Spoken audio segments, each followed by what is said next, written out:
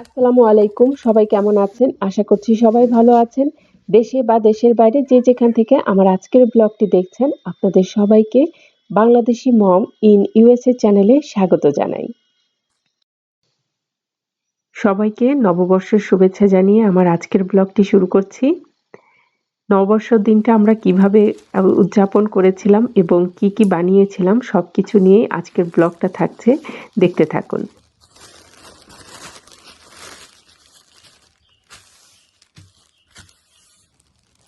নববর্ষ ডেকোরেশনের জন্য তেমন কোনো কিছু কেনাকাটা করা হয়নি। ঘরে যা ছিল তাই দিয়েই সুন্দর মতো আমরা ঘরটাকে সাজিয়েছিলাম।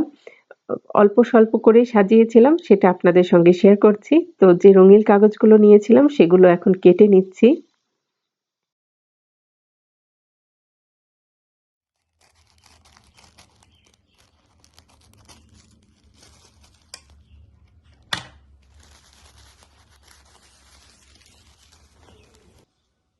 কাগজগুলোকে ৩ কোনা করে কেটে নিয়েছি। আর এই যে সুতাটাও নিয়ে নিয়েছি, এটার সাথে এখন আঠা দিয়ে লাগিয়ে নিব। তো ঘরে কার্ডবোর্ড ছিল, সেই কার্ডবোর্ডটা কেটে এখানে পাখার শেপ দিয়ে নিয়েছি। তো পাখাটা মারিয়া এখানে কালার করে দিচ্ছিল। আমি এঁকে দিয়েছি। খুব একটা ভালো পারি না। যতটুকু পেরেছি আমি করে দিয়েছি। এখন ও সুন্দর করে কালার করে দিচ্ছে। ও কিছুটা কালার করেছিল আর বাকিটা আমি কালার করেছি। তো সবকিছু মিলিয়েই আমাদের এই যে ক্রাফটের কাজটা খুবই আনন্দের সাথে হয়েছিল।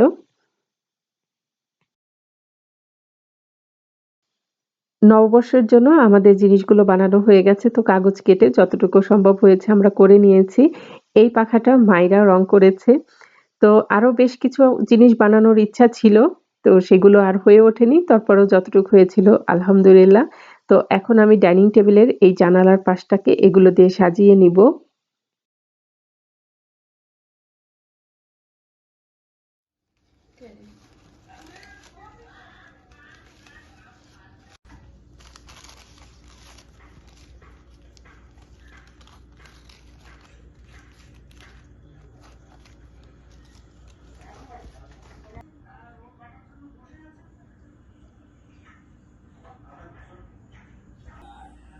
এই তো সবকিছু সাজানো গোছানো হয়ে গেছে। তো পাখাগুলো যখন দেওয়ালে দেওয়া হয়েছে তখন আরো দেখতে বেশি ভালো লাগছিল। অনেক কালারফুল লাগছিল যেহেতু দেওয়ালের রংটা সাদা। তো এখন টেবিলটা গুছিয়ে নিব। টেবিলটাও সুন্দর মতো গুছিয়ে নিয়েছিলাম। তো ঘরে যা ছিল তাই দিয়েই পহেলা বৈশাখের জন্য সাজিয়ে গুছিয়ে নিয়েছিলাম। জানি না কেমন হয়েছে, তো আমাদের কাছে দেখতে ভালোই লাগছিল। তো এরপরে চলে এসেছি রান্না করতে। তো প্রথমেই যেটা আমি রান্না করতে বসিয়েছিলাম ফিরনি। তো আজকে ভেবেছিলাম একটু সুন্দর করে ফিরনি করব, কারণ অনেকদিন বাসায় ফিরনি করা হয় না। তো এই উপলক্ষে একটু ফিরনিও খাওয়া হয়ে যাবে। সাথে ডিম সেদ্ধ দিয়ে দিলাম। ডিমটাকে ভর্তা করব এই জন্য আর কি। দুধটাকে হালকা জাল করে তাতে এখন একটু দিয়ে দিচ্ছি স্যাফরন। স্যাফরনটা দিয়ে দুধটা একটু ভালো করে জাল করে নিব। এতে করে স্যাফরনের কালার আর সুঘ্রাণ দুটোই বের হয়ে আসবে। তারপরে যে চাল অ্যাড করব এখানে। চালটাকে কিছুক্ষণ ভিজিয়ে রেখেছিলাম। তারপরে এটাকে এরকম আধ ভাঙা করে নিয়ে এখন দুধের সঙ্গে মিশিয়ে দিব। আমার কাছে মনে হয় ফিরনিতে চালটাকে এরকম আধ ভাঙা করে দিলে ফিরনিটা অনেক বেশি ক্রিমি হয়। ফিরনিতে দেওয়ার জন্য এখান থেকে আমি কয়েক টুকরা মসলা নিয়ে নিচ্ছি। দারচিনি ছোট্ট একটা টুকরা নিয়ে নিব, সাথে এলাচের কয়েকটা দানা নিয়ে নিব, আর একটা লবঙ্গ নিয়ে নিব, মানে ১ পিস লবঙ্গ নিয়ে নিব। নিয়ে এখন এটা ফিরনিতে দিয়ে দিব। দিয়ে বেশিক্ষণ কিন্তু রাখবো না। একটা বলক কি ২ টা বলক আসবে তখনই আমি মসলাগুলো তুলে ফেলে দিব।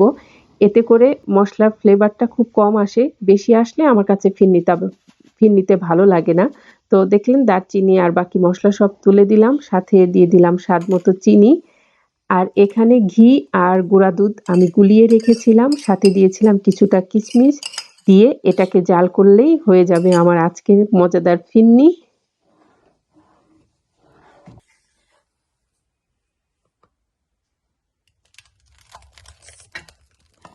ঝটপট করে ফিরনিটা রান্না হয়ে গেল। এখন চলে যাব অন্য রান্নাগুলোতে। ভর্তার জন্য ডিমটাও আমার সেদ্ধ হয়ে গেছে। এখন চলে আসলাম বেগুন কাটতে। বেগুন দিয়ে আজকে বেগুনের যে চাক ভাজি হয় সেটা করব। তো বেগুনগুলোকে একটু মোটা মোটা করে কেটে নিচ্ছি।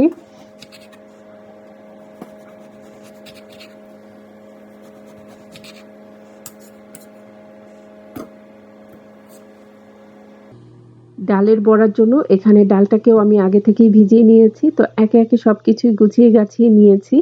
তো বেগুন ভাজতে যে গুঁড়া মশলাগুলো দিতে হয় সবকিছু দিয়ে নিয়েছি। এখন বেগুনগুলোকেও ভাজতে দিয়ে দিব।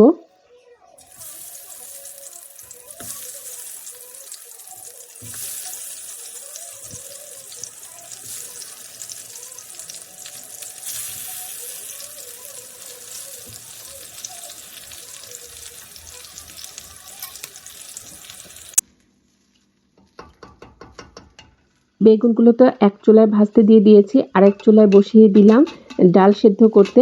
ডাল রান্না করব। টক যে আমগুলো হয় সেই টক ডাল হবে। তো যার কারণে এখানে ডালটাকেও আমি সেদ্ধ করতে দিয়ে দিয়েছি। তো বেগুনগুলো যে এক পাশ ভাজা হয়ে গেছে, এখন অন্য পাশগুলো ভেজে নিব।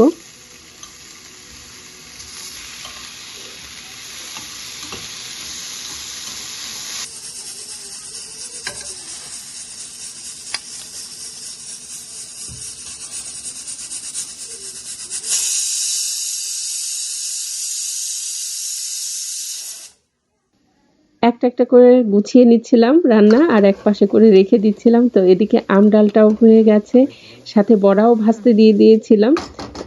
আর এই পাশটাতে হচ্ছিল একটু আমের চাটনি। তো সবকিছু মিলিয়ে এখন গুছিয়ে নিয়েছি, ভর্তাগুলো করে নেওয়ার পালা। আর এই যে আজকের টেবিলের মহারানী, চিফ গেস্ট যেটাই বলেন, পান্তা ভাত, একেও রেডি করে নিয়েছি। উপর দিয়ে কিছুটা পেঁয়াজ আর কাঁচামরিচ দিয়ে দিয়েছি। রান্নাবান্না শেষ করে সুন্দর মতো সাজিয়ে গুছিয়ে টেবিলে দিয়ে দিয়েছিলাম। মারিয়াকেও রেডি করিয়ে দিয়েছি। ও শুভ নববর্ষটা এত সুন্দর করে টেবিলে রেখেছে, দেখতেই অনেক ভালো লাগছিল।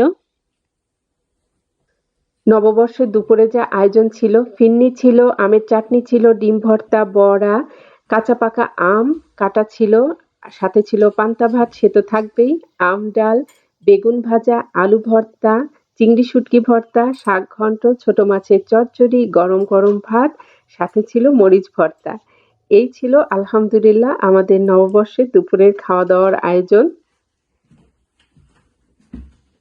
মারিয়া খুব সুন্দর করে খাবার-দাবারের চামচগুলো দিয়ে দিচ্ছিল। এটা দেখতে এত ভালো খুব লাগছিল যে সুন্দর একটু হয়েছে ছোট্ট করে মারিয়া। রেকর্ড করে রেখেছিলাম। তো এখন খেতে বসে গিয়েছি। মারিয়া ১ম এই ভাত, কয়েক রকমের ভর্তা নিয়ে নিয়েছে। আজকে পয়লা বৈশাখে তুমি পান্তা ভাত খেলে না? গরম ভাত নিলে? ওইটা খেয়ে তারপরে পান্তা খাবে? আচ্ছা, বিসমিল্লাহ। মজা আছে? ডিম ভর্তা খাচ্ছ? মাংস ভর্তা খাবে না আগে? খাবে। মায়েরা ঝটপট করে রেডি হয়ে টেবিলে চলে এসেছে। এদিন ওর স্কুল ছিল। তো টেবিলে সবকিছু গুছিয়ে গাছিয়ে আসতে আসতে ৪:৩০ মতো বেজে গিয়েছিল। তো ওর জন্যই আমরা মায়েরা তুমি অপেক্ষা পান্তা নিয়েছো? করছিলাম। হ্যাঁ, মারিয়া পান্তা নেয় নাই।